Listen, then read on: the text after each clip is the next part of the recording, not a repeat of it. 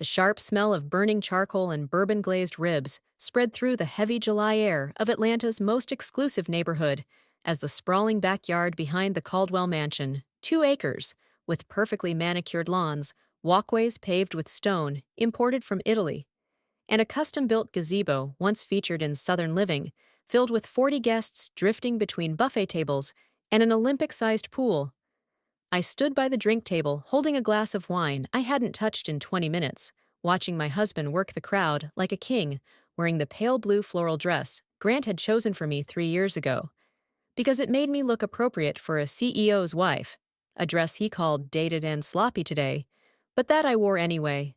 My name is Isabella Torres Caldwell, though I won't be keeping that last name for much longer. 34 years old, raised in Georgia's foster care system, a full scholarship college graduate, once a doctor, and for the past 5 years, Mrs.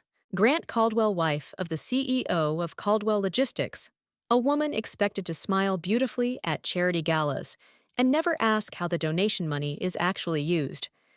Grant stood at the center of an admiring circle, business partners in polo shirts, neighbors who drove German cars, distant relatives who only showed up when there was free premium alcohol holding court with a craft beer, his handsome face flushed with heat and self-satisfaction as he chuckled at his own jokes about quarterly profits and commercial shipping routes, 42 years old, and still carrying the athletic build of his college football days, the charm of a born salesman, and the moral compass of a broken slot machine.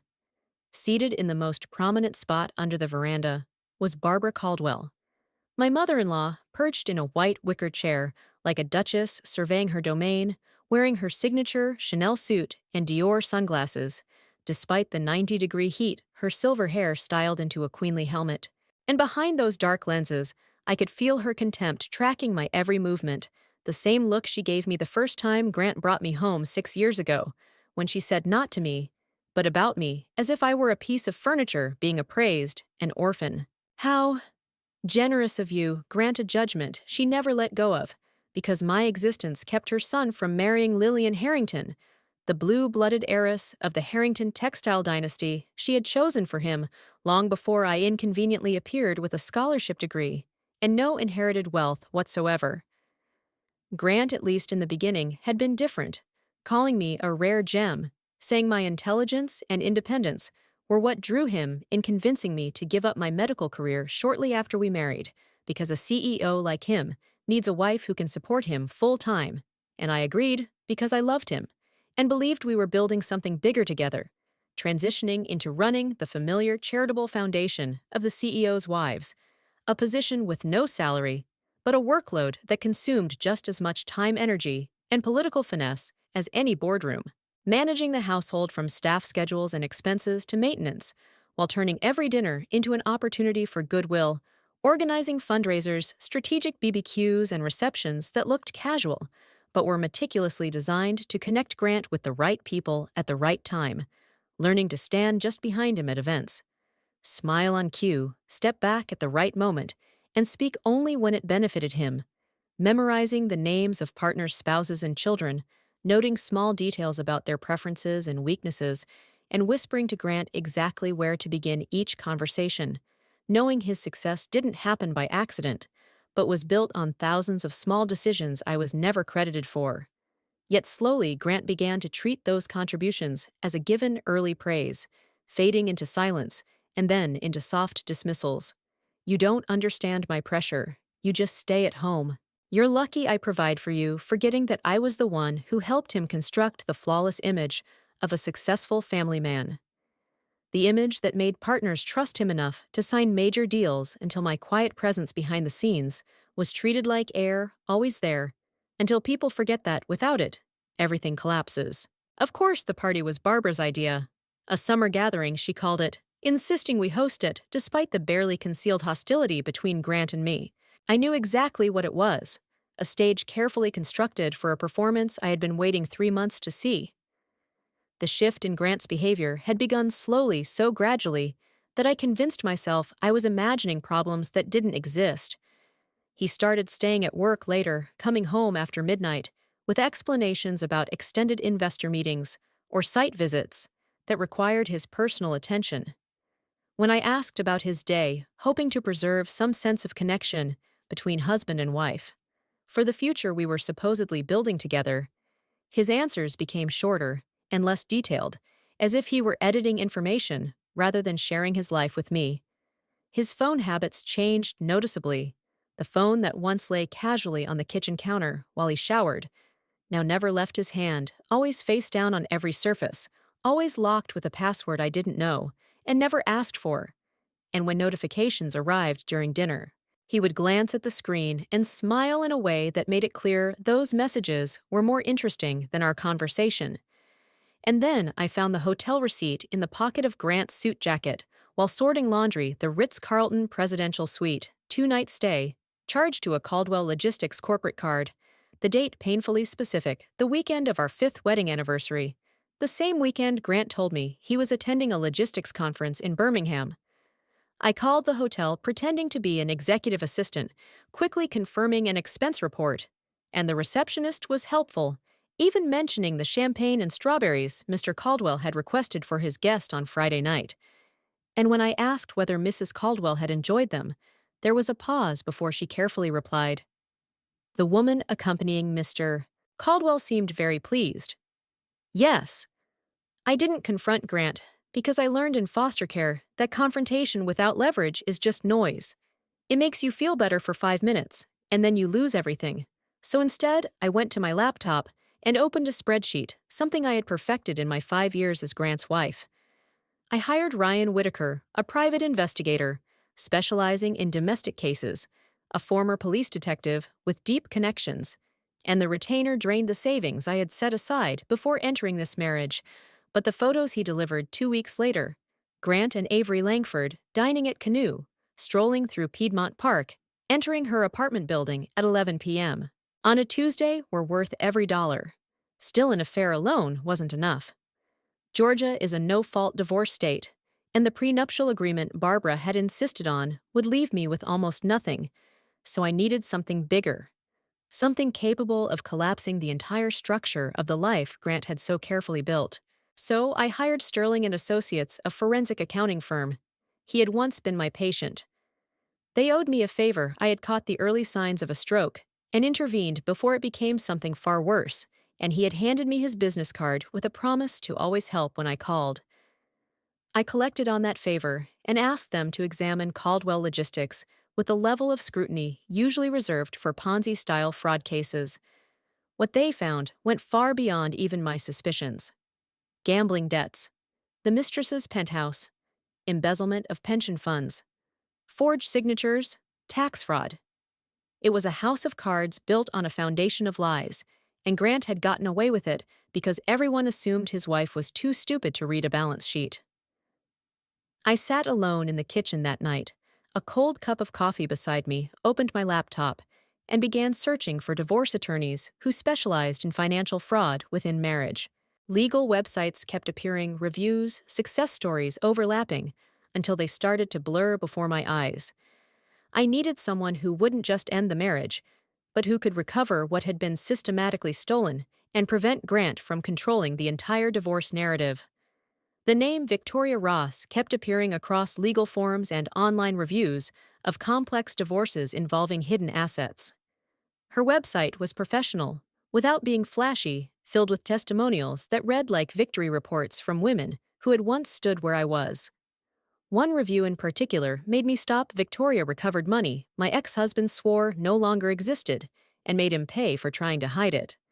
I called her office on Monday morning from my car parked in a supermarket lot, 3 blocks from work, so no one could overhear. The receptionist answered with an efficient professionalism that suggested she regularly took calls from desperate women. I need a consultation regarding divorce involving financial fraud. I said, my voice calm, even though the words felt so foreign. How soon can you come in? She asked without hesitation. As soon as possible. Tomorrow afternoon at 2. Bring every document you have, bank statements, emails, photos, anything that supports what you're saying. On Tuesday afternoon, I walked into a steel and glass tower in downtown Atlanta, a building that radiated the expense of legal expertise from its marble lobby to the elevator control panels. Victoria's office occupied the 14th floor. When I stepped out into the softly neutral-toned reception area, I felt both out of place and certain I was exactly where I needed to be. Victoria Ross was in her mid-40s, impeccably dressed in a charcoal suit that probably cost more than my monthly salary. Her handshake was firm, her office terrifyingly neat. When she gestured for me to sit in the conference room, I noticed a notebook and recording equipment already set out. Tell me everything, she said simply. I showed her screenshots on my phone, explained each calendar entry, email, and financial document that demonstrated the systematic movement of money. By the time I finished, 40 minutes had passed, and Victoria had filled several pages with handwriting as precise as typed text. "Your husband," she said, looking up from her notebook, with an expression that was equal parts sympathetic and predatory, "is both dishonest and careless. That combination will be his downfall." She asked another 30 minutes of questions, drilling into our financial details, the timeline of changes, every suspicious behavior I had ever noticed, then leaned back in her chair and outlined the next steps. Over the following 2 weeks, Victoria assembled a team that operated with military precision. A forensic accountant named Thomas began tracing every one of Grant's financial transactions, peeling back layers of hidden accounts. A private investigator started following Grant and Avery Langford across the city. A paralegal organized everything into thick files every time I came into the office. They worked at a pace that both impressed and frightened me. Thomas uncovered gambling debts far more extensive than what Sterling had found, complete with receipts from underground casinos. The investigator photographed and filmed Grant and Avery meeting at upscale restaurants, holding hands across tables, entering hotels in the middle of the afternoon, and leaving hours later with unmistakable body language. The next 3 months were a relentless accumulation of evidence. Clear photos of the affair with dates and timestamps. Bank statements showing transfers from corporate accounts to Avery's personal accounts. Proof of business fraud, embezzlement of pension funds, forged signatures on loan documents. Everything categorized with no gaps Grant could plausibly deny. The hardest part wasn't the meetings with lawyers or reviewing the mounting evidence of my husband's betrayal. It was going home every night and pretending I knew nothing. Maintaining the appearance of an oblivious wife while living with the man who was systematically destroying everything we had built. For 3 months, I played the perfect wife, completely unaware, while my husband continued cheating on me. I smiled at dinner parties. I nodded when Grant complained about my shortcomings. I let him believe his script was working, that I would break and accept whatever scraps he chose to leave me. Every morning, I made coffee and asked about Grant's day with what sounded like genuine interest. Every evening, I cooked dinners he barely touched while scrolling on his phone, almost certainly texting Avery about a future without me. Meanwhile, Victoria and her team were building a case strong enough to make the IRS salivate and federal prosecutors scramble to press charges. "Everyone, may I have your attention?" Grant's voice cut through the lively chatter and the classic rock playing from the outdoor speakers. He tapped a spoon against a beer bottle, the metallic clink silencing the crowd as effectively as a conditioned reflex. Someone turned off the music. Grant stepped onto the wooden platform of the gazebo, his loafers clicking against the cedar planks. He scanned the gathered faces with the satisfied smile of a man about to deliver the punchline to a joke only he knew. Then his gaze landed on me, cold, calculating, triumphant. "Today, I want to share some important news with all of you," Grant announced, his voice carrying across the garden with the polish of someone accustomed to boardroom presentations.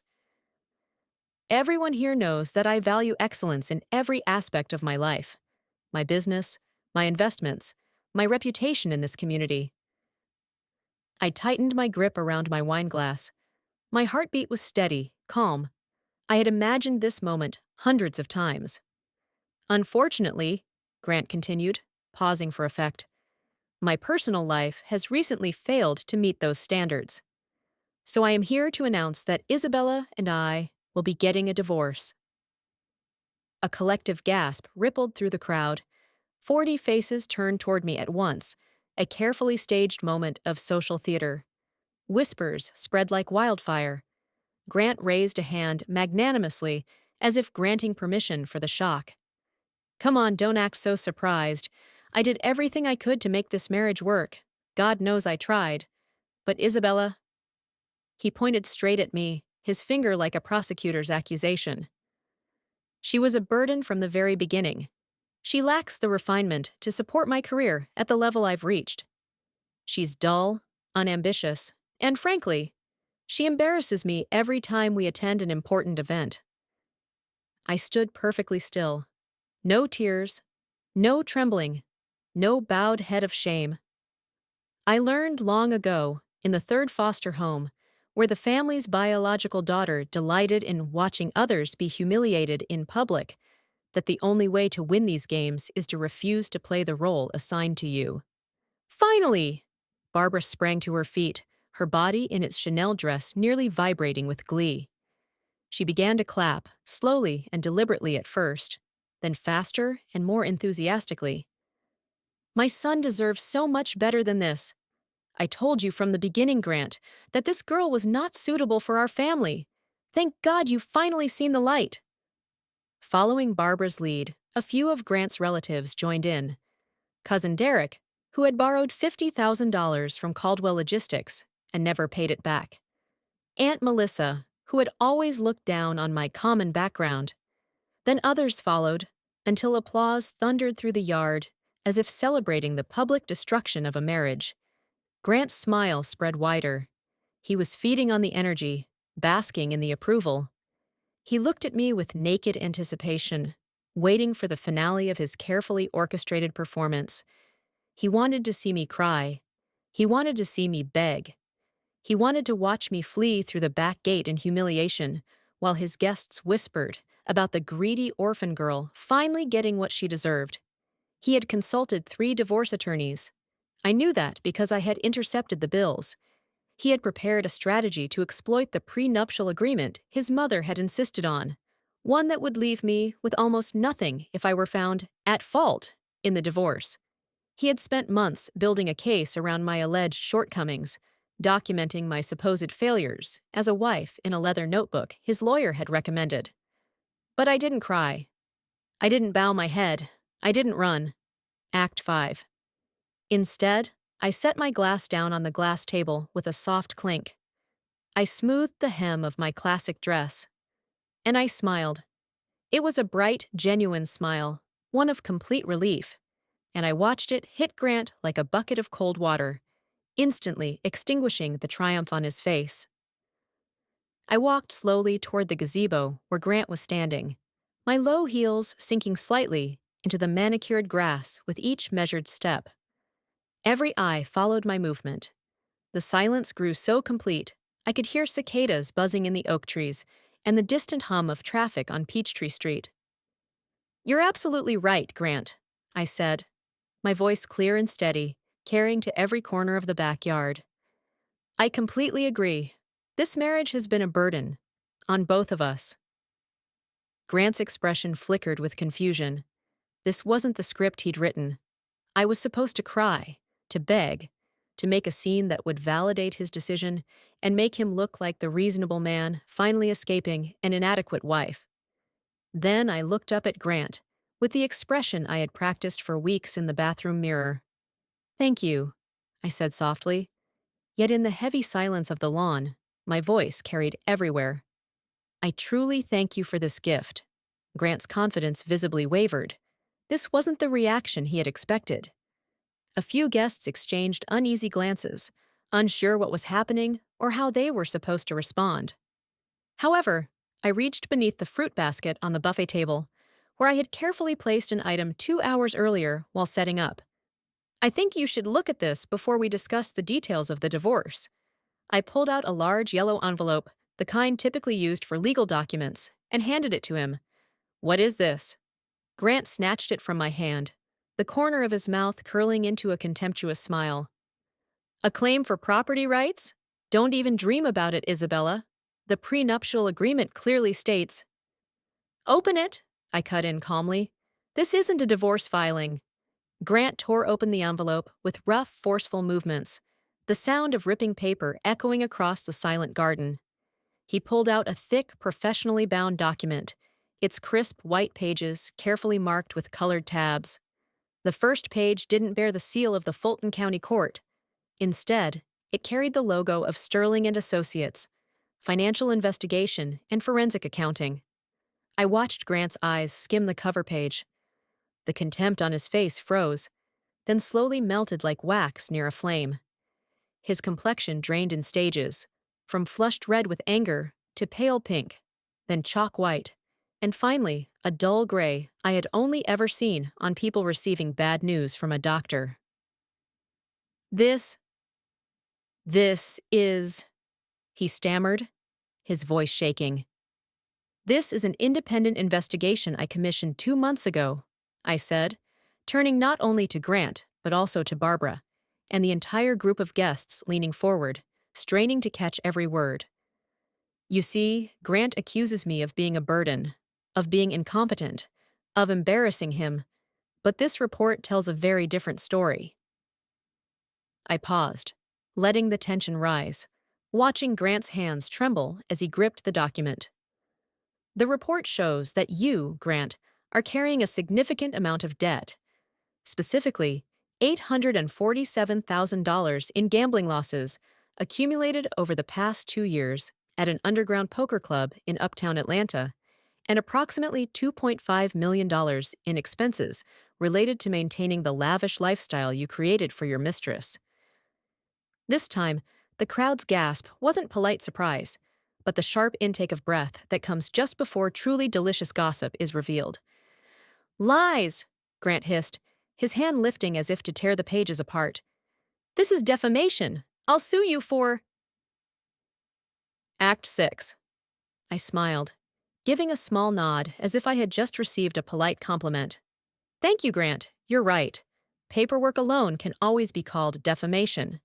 I straightened up, slowly smoothing the skirt of my dress, then opened the small clutch beside me.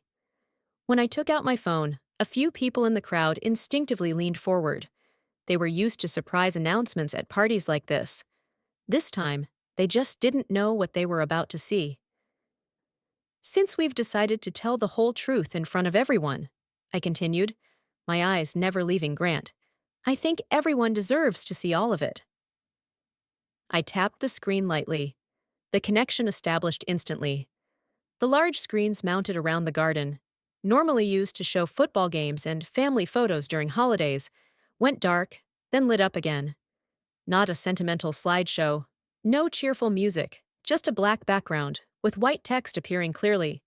What Grant Caldwell did while his wife was being called a burden. The air seemed to freeze. The first image appeared. Grant and Avery Langford entering the Ritz-Carlton, the time and date clearly visible in the corner of the screen. Next came distant footage, both of them at canoe, hands resting on each other's, laughing with unmistakable intimacy. Then another clip, Grant unlocking the door to a penthouse apartment in Miami Beach, Avery stepping inside first, Grant following, the door closing behind them. The murmuring disappeared completely. Messages appeared, one by one, enlarged enough for everyone to read. Promises. I'll take care of it soon. Transfers with vague descriptions but very real amounts. Corporate accounts. Avery's personal account.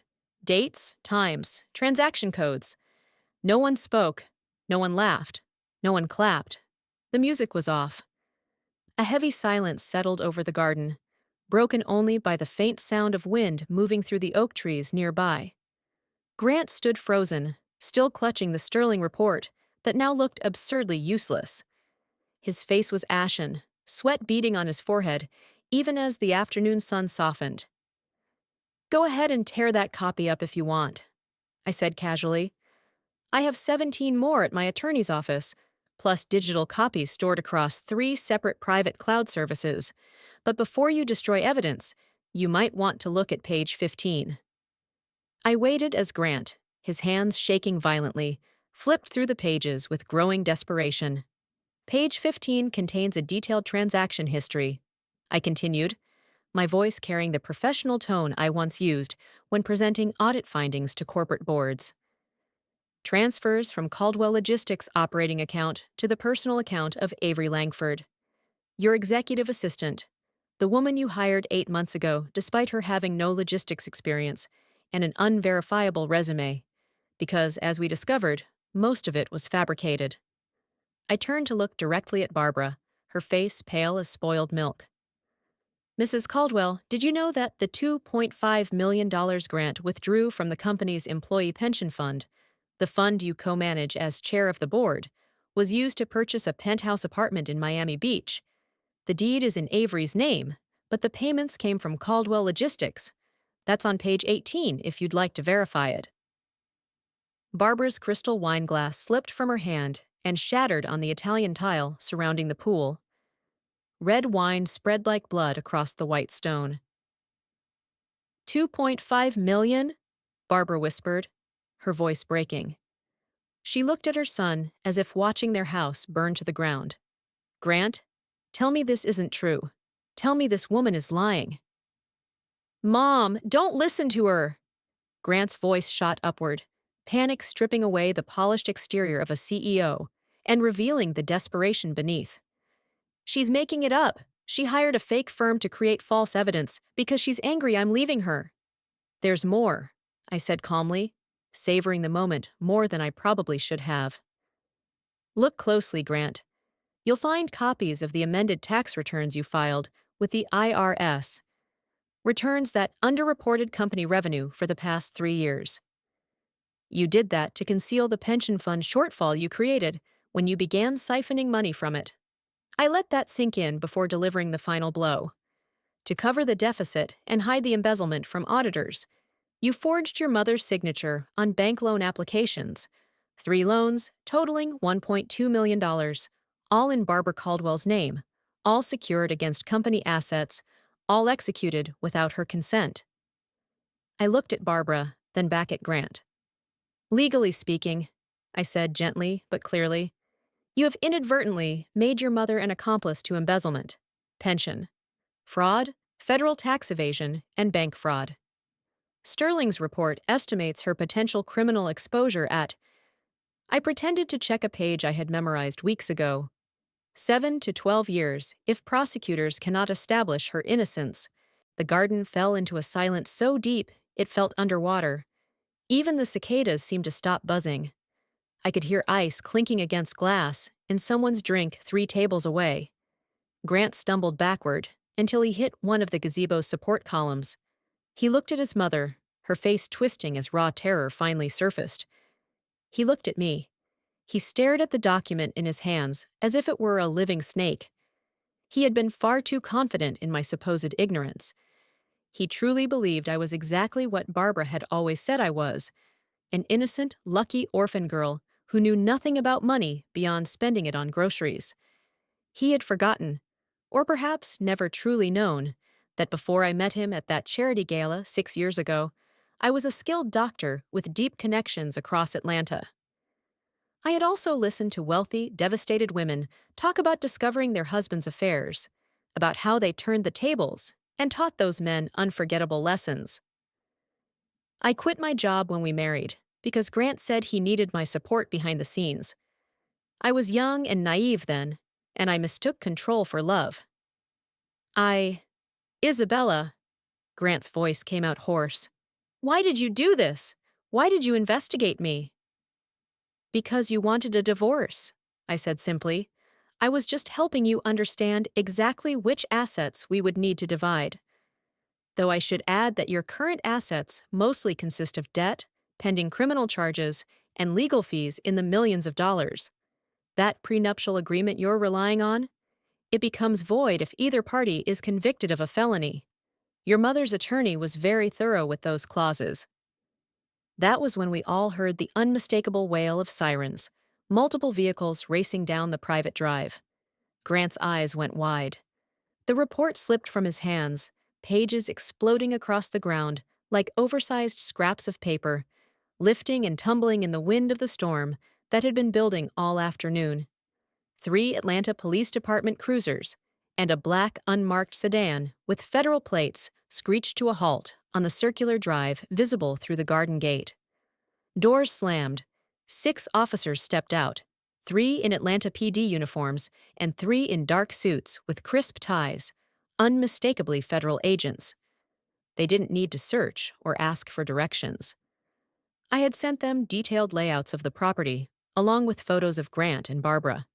An hour before the party began, they walked straight toward Grant with the purposeful stride of people executing an arrest they were confident would hold up in court. Grant Caldwell? The FBI agent leading them, a woman in her 40s with silver hair and a face that had seen every lie people could invent, held up her badge. I'm Special Agent Reeves, FBI Financial Crimes. Grant didn't respond, all resistance draining from him as he stared at the handcuffs on her belt. The metallic click of cuffs closing around Grant's wrists was jarring. Cold. Final. Irreversible. Grant was led across the manicured lawn in front of 40 guests, the very people who had applauded his announcement 10 minutes earlier. Now they watched him with that familiar human expression, a mix of horror and relief that someone else's disaster was not their own. "Mom, call David, call the lawyer." Grant's voice broke as he was guided toward the patrol cars, every trace of a CEO's composure gone. "Mom, please, help me. Call a lawyer right now." Barbara stood frozen, like a marble statue of a woman in a Chanel suit. She stared at the pages scattered across the ground, at the numbers, documents, and bank statements detailing how her beloved son had stolen her money, forged her signature, and exposed her to legal liability for crimes she hadn't even known existed. She hadn't just lost a son in handcuffs. She was also watching the empire her late husband had built collapse before her eyes. The company would be seized, assets frozen, reputations destroyed. The social standing she had carefully cultivated over 4 decades would vanish overnight. And the only person she could blame, the only person she could pour her rage and fear into, was me. Barbara lunged toward me with surprising speed for a woman in heels and pearls. Her face was twisted with fury and desperation, mascara beginning to run despite her claims that it was waterproof. "You!" she screamed, her finger stabbing toward my face like a weapon. "You called the police. You planned this. You destroyed this family." "I reported crimes," I corrected gently. "There's a difference." "You are not my daughter-in-law." Her voice rose to a pitch I had never heard before. Raw, unrestrained, stripped of every trace of upper-class decorum.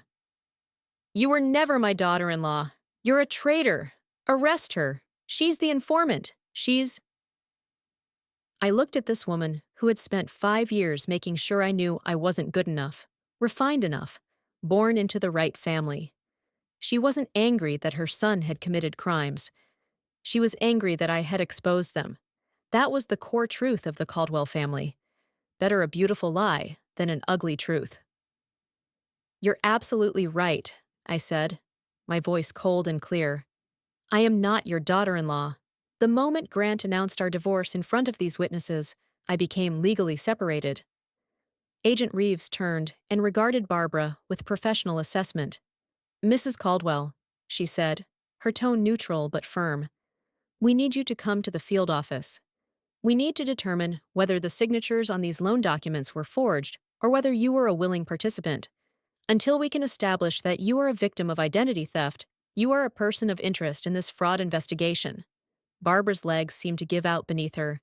She nearly collapsed to the ground, her Chanel suit crumpling, her Dior sunglasses slipping off, to reveal eyes emptied completely by shock. "No," she whispered. "No, no, no. This can't be happening. This is my home. This is my family." But it was happening.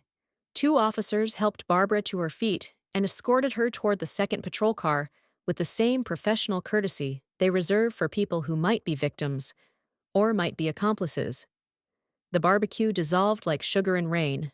Guests scattered toward their cars, avoiding eye contact with me, desperate to leave before they became witnesses who might later be subpoenaed. Perfectly grilled ribs sat abandoned on plates. The craft beer Grant had spent $200 on grew warm in the sun. 15 minutes later, I stood alone in the vast yard. The smell of charcoal and bourbon sauce had faded, replaced by the sharp ozone scent of an approaching storm, and something else. The smell of endings, of collapsing structures, of carefully maintained illusions finally breaking apart. I lifted my wine glass and drained it. I took out my phone and called Victoria, the attorney I had hired 3 months earlier. Victoria? It's Isabella. Yes, it's done. Both Grant and Barbara have been arrested. You can begin the emergency asset division before the assets are frozen.